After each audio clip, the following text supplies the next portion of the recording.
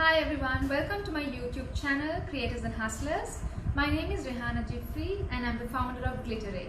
Glitteray is Sri Lanka's first online jewelry store, and I'm also the founder and content creator for Creators and Hustlers. Creators and Hustlers is a passion project, a platform that I'm developing to help empower you to find your passion and build a business and life around it. So today's topic of conversation is going to be about how to sell a product. So there are 4 P's that you need to follow. The first one is promise, the second one is picture, the third one is proof, and the fourth one is pitch. So I'll break this down for you. So what is a promise? A promise is a deliverable and an expectation that you set with the customer when you first introduce a product or service to them. So this could be a timeline, this could be a quality of your product, and this could be even a price. So you need to ensure you first set an expectation with them. For an example, let's take the most purchased product right now could be vegetables. So the easiest way to do that is to speak about fresh vegetables being delivered in 48 hours. So that sets the expectations. The customer knows what to expect when they purchase from you in 48 hours.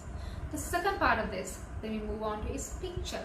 And I believe that's the most important thing when it comes to a sales conversation. So how do you create an awareness and curiosity around your product or service? The main thing, or I would say the only thing, is to use emotions, because people tie their emotions with every purchase that they make, with every relationship that they build, and anything that they bring close to themselves. So there's always an emotional connect.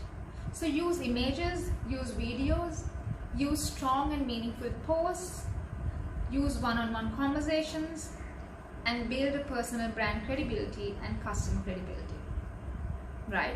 So how do you build a personal brand credibility and customer credibility? A personal brand credibility would be to stick to what you're saying and to ensure that you deliver your products. And a customer credibility is to ensure that your clients are credible clients. So this is a mistake that I see a lot of businesses make, is that they want to sell to everyone, but they never choose a credible clientele. But a client will only purchase from a credible supplier or a credible business. They're not going to buy from a business that's flaky, right? That should be the same thing even for a business. You have to choose to work with credible clients. For example, in my business of jewelry, we've had people who bought jewelry and have returned it back after using them. We've also had customers who have refused to pay us when the product has been delivered and cancel the product. So these are not credible clients, and we choose not to work with clients like that. So as a business owner, as a creative person, or someone trying to set up a business, please ensure that you work with credible clients. That way your reputation is also maintained. Okay, so then moving to point number 3 is proof. As a new business or even an existing business, proof of concept and proof of customers is important. And how can you do that? The easiest way is to collect reviews from customers, or have places where on your social media customers can leave reviews. And then again, this is bad reviews and good reviews. A lot of businesses go and delete their bad reviews. They assume that those bad reviews, once deleted, is off Facebook. It's not, right? It's just off your page, but it's still collecting around on other pages. It might even be collecting around on the person who posted it, and also already shared by others, right? So it's important to accept that you have both bad and good reviews and work around to improve the bad situation to a good situation.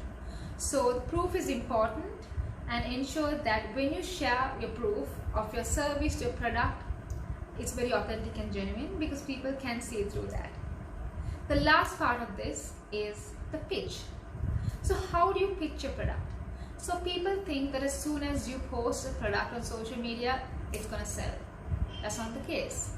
So you need to first identify where is your potential client, or where are your existing clients at. So social media is not really or always used as a platform to waste time. It's not a platform where, you know, a lot of unnecessary information is circulated. That's the use that it has become. But when you cut through all of that, you have a platform that has enabled millions of people to come together to share, read, and view the same information, right? So that's maybe in Sri Lanka, I'm not very sure the statistics, but even if you look at 500,000 people on a Facebook platform or on an Instagram platform, is great, right? That's 500,000 potential reach of audience for your product. So does that mean you're going to go and sell to all of them? No, you can't do that, and that's not going to happen. So you need to identify where your clients are hanging out. For example, in my business, I know that my customers and my potential customers are on Facebook and Instagram, so you're the most active on that.